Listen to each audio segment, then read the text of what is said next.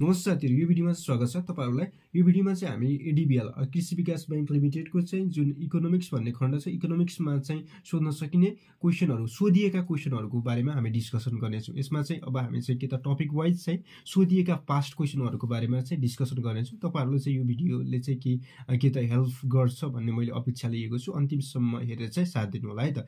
आजको चाहिँ टपिक रहेको छ अर्थशास्त्रसँग सम्बन्धित। पहिलो टपिकमा चाहिँ हामी चाहिँ अब जुन पहिलो क्वेशन छ, सोधिएको क्वेशन हो, पास्ट क्वेशन हो। 10 नम्बरमा चाहिँ सोधिएको छ, एडीबीएल 4 मा हो, 5 मा पनि है। ठीक छ। अब यसमा चाहिँ अर्थशास्त्रको परिभाषा दिँदै सूक्ष्म र बृहत अर्थशास्त्रको क्षेत्र तथा महत्त्व व्याख्या गर्नुहोस् भनेर चाहिँ सोधेको छ। के त भन्दाखेरि अर्थशास्त्रको परिभाषा दिँदै सूक्ष्म र बृहत अर्थशास्त्रको क्षेत्र तथा महत्त्वलाई चाहिँ व्याख्या गर्नुहोस् भनेर चाहिँ 10 नम्बरमा सोधेको छ है त। अब यसलाई चाहिँ कसरी डिल गर्ने भन्ने सन्दर्भमा चाहिँ हेर्छौं। सुरुमा चाहिँ अब अर्थशास्त्रको परिभाषा लेख्नु पर्यो है, परिभाषा मागेको छ।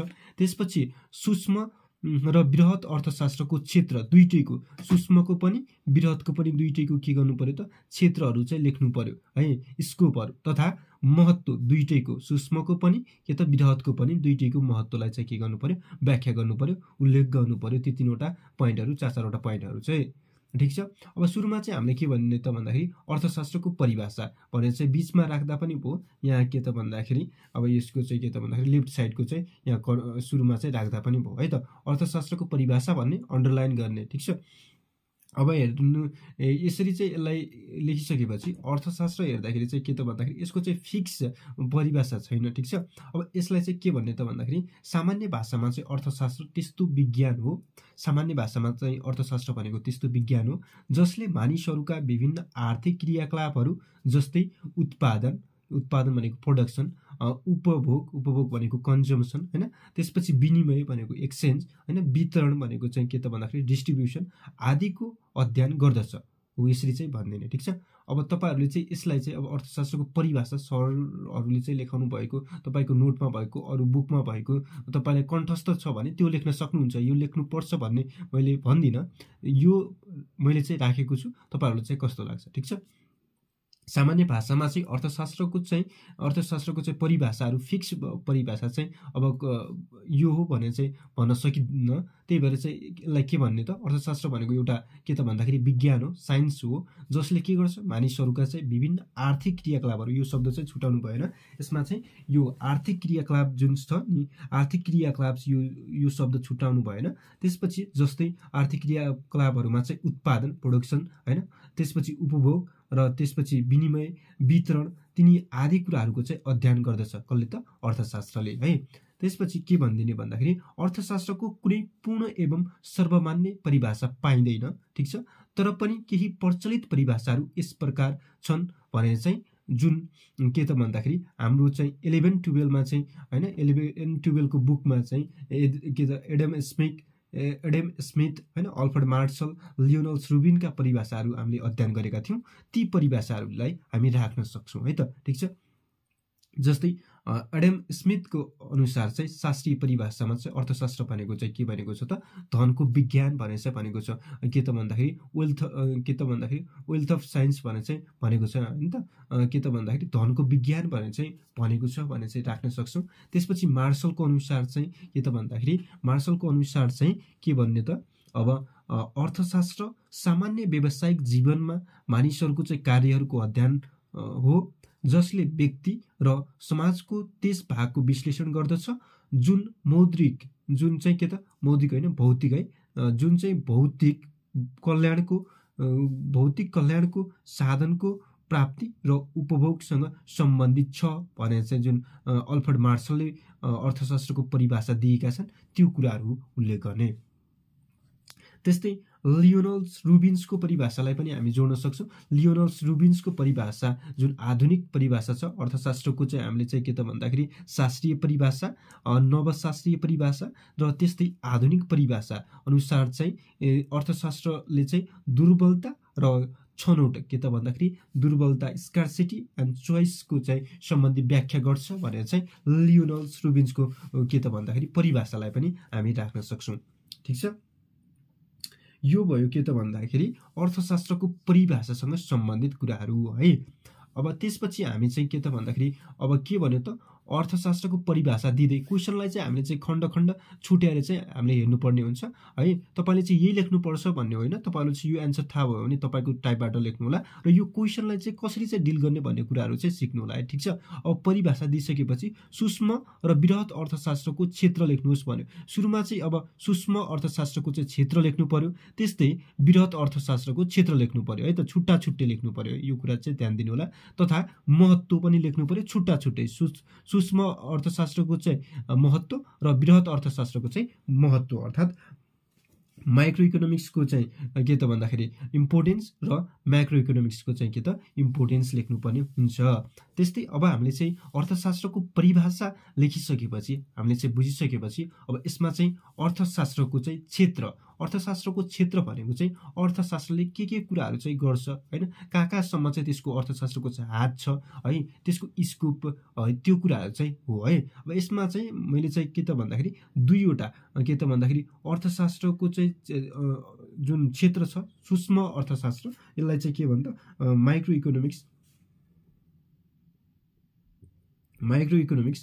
इकोनोमिक्सको चाहिँ जुन क्षेत्र छ यसलाई चाहिँ 3वटा पोइन्ट जति चाहिँ लेख्न सक्नुहुन्छ एक्जाममा है। ठिक छ, समय भयो भने तपाईँले बढी लेख्न पनि सक्नुहुन्छ।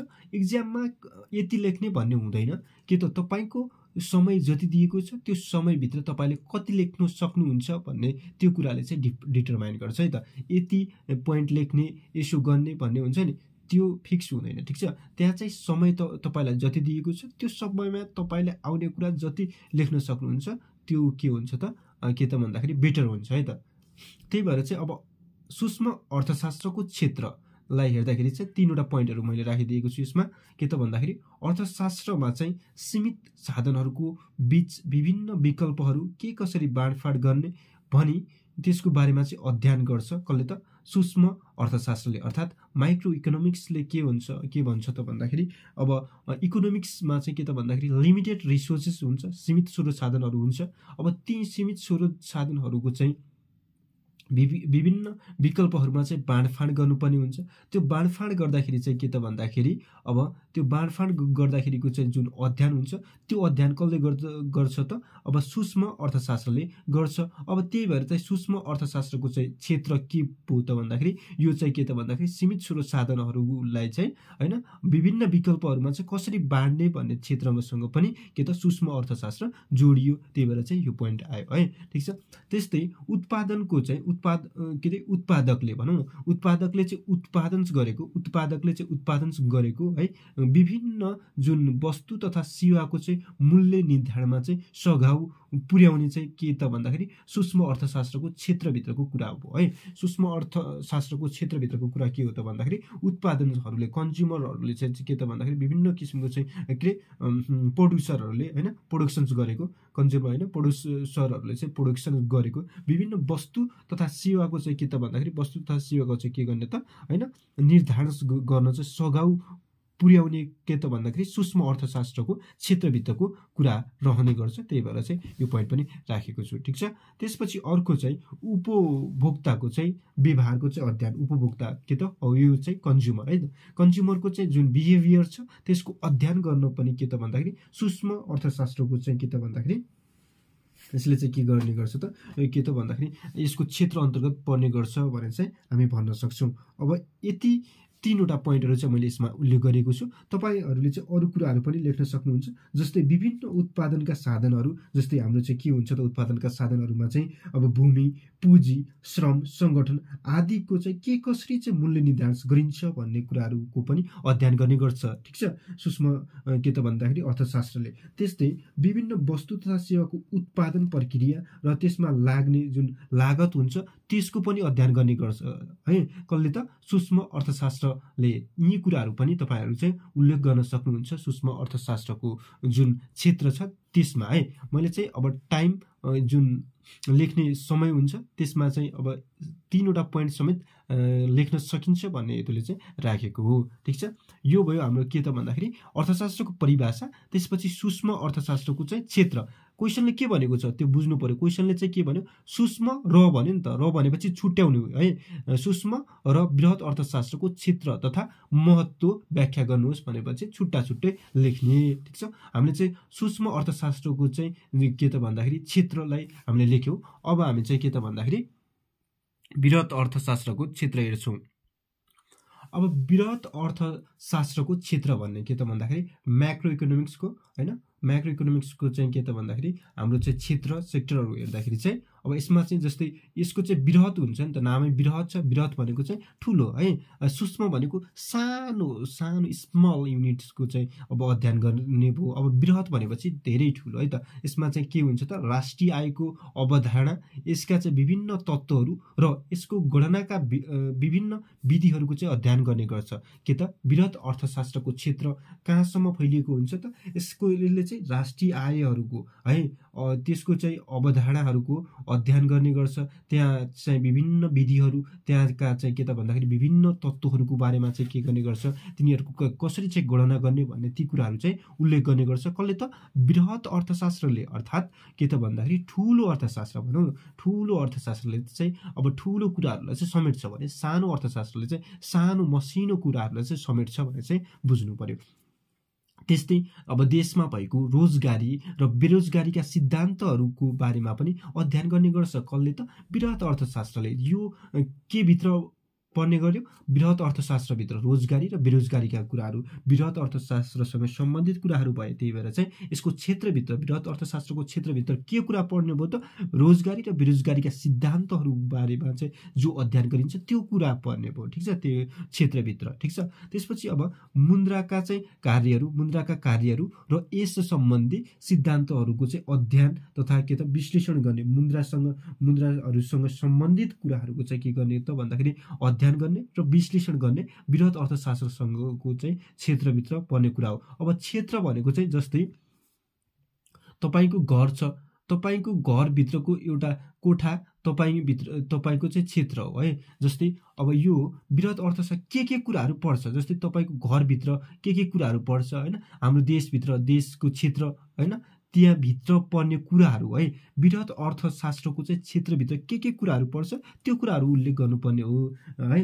ठिक छ, यो तीनवटा पोइन्टहरू यो भयो। अरू कुराहरू पनि तपाईँहरू थप्न सक्नुहुन्छ। जस्तै अब मुद्रास्फीति होइन, इन्फ्लेसनको चाहिँ मूल्य स्तरमा चाहिँ आएको वृद्धि तथा मुद्रा सङ्कुचन, त्यसको चाहिँ के त भन्दाखेरि मूल्य स्थिरता जुन हुन्छ नि, त्यसको चाहिँ इन्फ्लेसन रेट चाहिँ कम हुनु, सङ्कुचन हुने, त्यसमा कति कमी आयो, त्यसको चाहिँ समस्याहरूको बारेमा अध्ययन गर्ने होइन, आर्थिक वृद्धि दरसँग सम्बन्धित त्यसको अध्ययन गर्ने, अन्तर्राष्ट्रिय व्यापारका कुराहरू, यी सबै कुराहरू चाहिँ के भित्र पर्छन् त, बृहत अर्थशास्त्रको क्षेत्रभित्र पर्छन्। त्यो कुराहरू पनि उल्लेख गर्न सक्नुहुनेछ है त तपाईँहरू। ठिक छ, त्यसपछि हामी चाहिँ अब यो जुन सूक्ष्म अर्थशास्त्र र बृहत अर्थशास्त्रको चाहिँ क्षेत्र अध्ययन हामीले चाहिँ छलफल गरिसकेपछि अब हामीले हेर्नुपर्ने कुरा भनेको चाहिँ के त भन्दाखेरि सूक्ष्म अर्थशास्त्रको चाहिँ महत्त्व, सूक्ष्म अर्थशास्त्रको चाहिँ महत्त्व र बृहत अर्थशास्त्रको महत्त्व उल्लेख गर्नु पर्यो है त। अब सूक्ष्म अर्थशास्त्र र बृहत अर्थशास्त्रको चाहिँ महत्त्वलाई चाहिँ हामीले चाहिँ के भन्ने त, सूक्ष्म अर्थशास्त्रको महत्त्व भन्ने अन्डरलाइन दिने,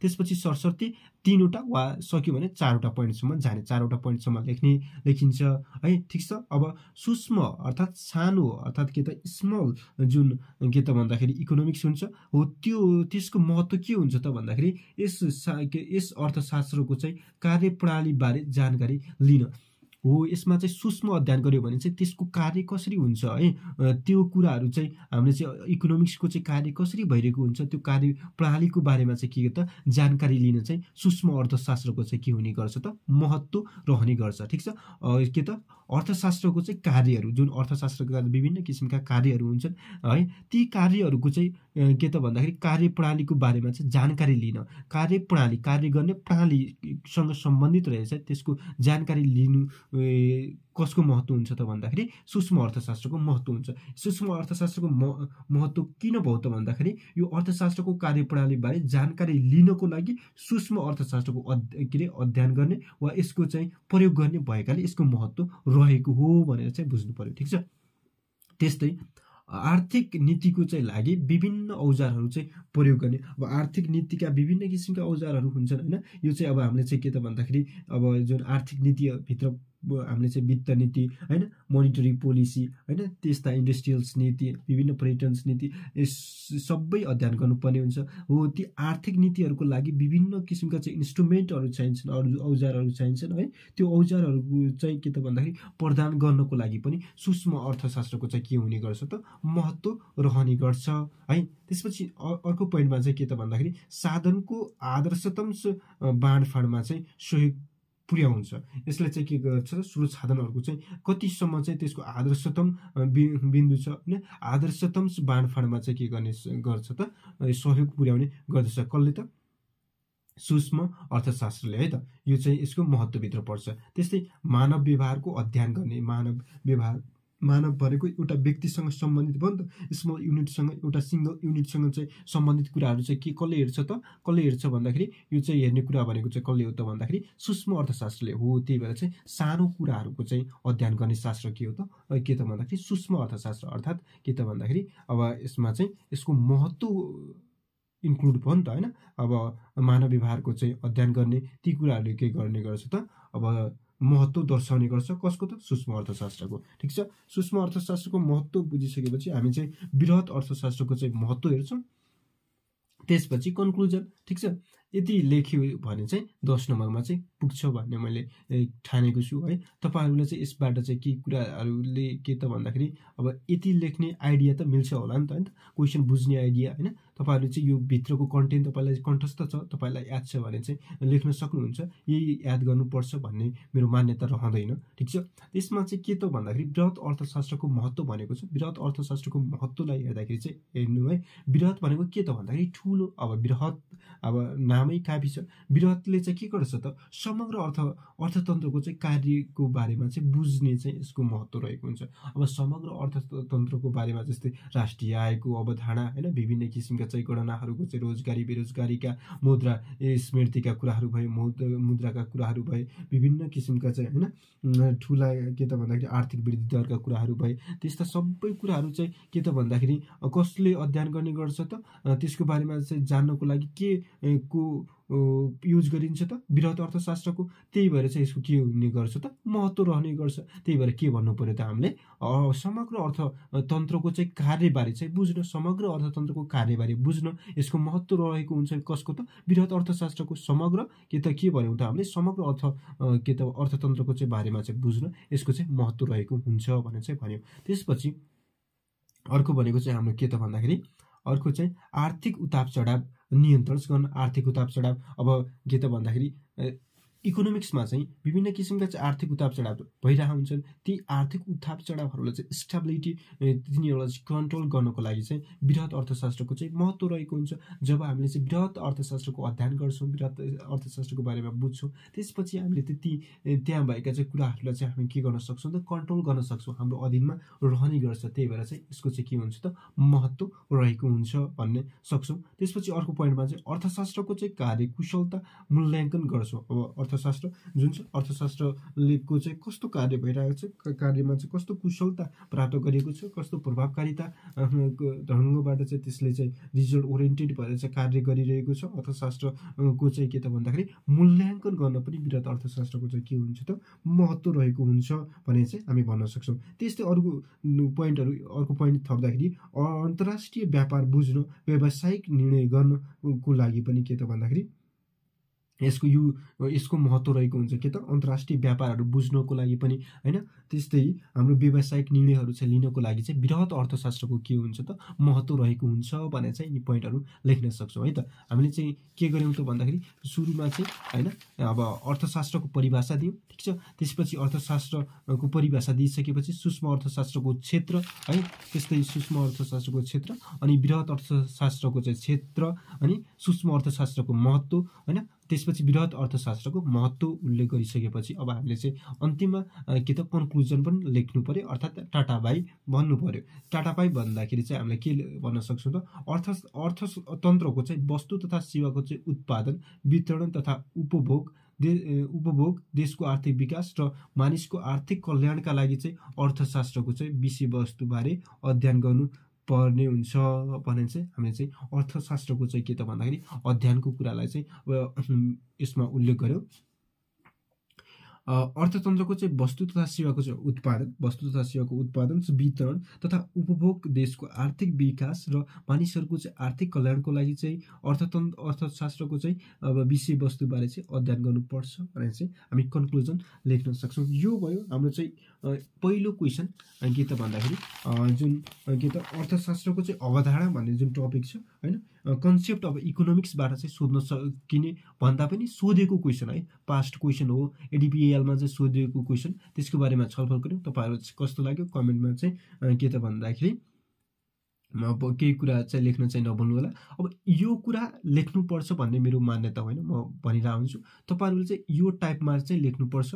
तपाईँहरूले चाहिँ अरू यहाँभित्रको कन्टेन्टहरू चाहिँ आफूले चाहिँ अध्ययन गरेको आफ्नो विषयवस्तुमा चाहिँ अब के कसरी चाहिँ तपाईँले चाहिँ आफूलाई चाहिँ प्रस्तुत गर्नुभएको छ, अब त्यो कुराहरू भयो। अब नयाँ स्टुडेन्टहरू हुनुहुन्छ भने उहाँले चाहिँ यो कुराहरू चाहिँ कि त आफूले चाहिँ टिपोट गरेर चाहिँ लेख्न सक्नुहुनेछ है, होइन सक्नुहुन्छ भन्दिनँ, सक्नुहुनेछ है त, ठिक छ। अब यसमा चाहिँ अब जुन क्वेसनलाई चाहिँ कसरी डिल गर्ने भन्ने कुरा त सिक्नुभयो होला, ठिक छ। क्वेसनलाई अब अर्थशास्त्रको परिभाषा दिँदै सूक्ष्म र बृहत अर्थशास्त्रको क्षेत्र तथा महत्त्वलाई चाहिँ व्याख्या गर्नुहोस् भनेर भने अब यसमा चाहिँ खण्ड खण्ड बनाएर चाहिँ छुट्याएर चाहिँ एन्सरको चाहिँ डिलिङ गर्दाखेरि सबैभन्दा बेटर हुने गर्छ। त्यही भएर चाहिँ मैले के त भन्दाखेरि सुरुमा चाहिँ अर्थशास्त्रको परिभाषा दिनुहोस् भन्दाखेरि त छुट्टीको हो नि त, परिभाषा लेख्नु पर्यो। तर यहाँनिर चाहिँ झुकिन सक्छ, अर्थशास्त्र र बृहत अर्थशास्त्रको क्षेत्र तथा महत्त्वहरू व्याख्या गर्नुहोस् भन्यो भने अब त के गर्न सक्नुहुन्छ, अब यो सूक्ष्म र अर्थशास्त्रको चाहिँ क्षेत्रहरू व्याख्या गर्नु भन्ने चाहिँ सरस्वती त्यसको व्याख्या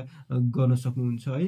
त्यो गर्दा चाहिँ मिल्दैन भनौँ, यसमा चाहिँ अब यसमा छुट्टा छुट्टै सूक्ष्म र बृहत अर्थशास्त्रको चाहिँ छुट्टा छुट्टै के गर्ने क्षेत्रहरूले उल्लेख गर्ने र त्यस्तै यसको महत्त्वहरू पनि छुट्टा छुट्टै हामीले चाहिँ के गर्यौँ त भन्दाखेरि सूक्ष्म अर्थशास्त्रको चाहिँ क्षेत्र भन्यौँ होइन, त्यस्तै के त भन्दाखेरि बृहत अर्थशास्त्रको चाहिँ क्षेत्र भन्यौँ र के त भन्दाखेरि अब यसको चाहिँ सूक्ष्म अर्थशास्त्रको महत्त्व भन्यौँ र बृहत अर्थशास्त्रको चाहिँ महत्त्व भनेर चाहिँ लेखेर के गर्यौँ त कन्क्लुजन कन्क्लुड गरिदिउँ है त, ठिक छ। अब आजलाई यति गर्छु, नेक्स्ट भिडियोमा चाहिँ यसलाई कन्टिन्यू गर्नेछु है।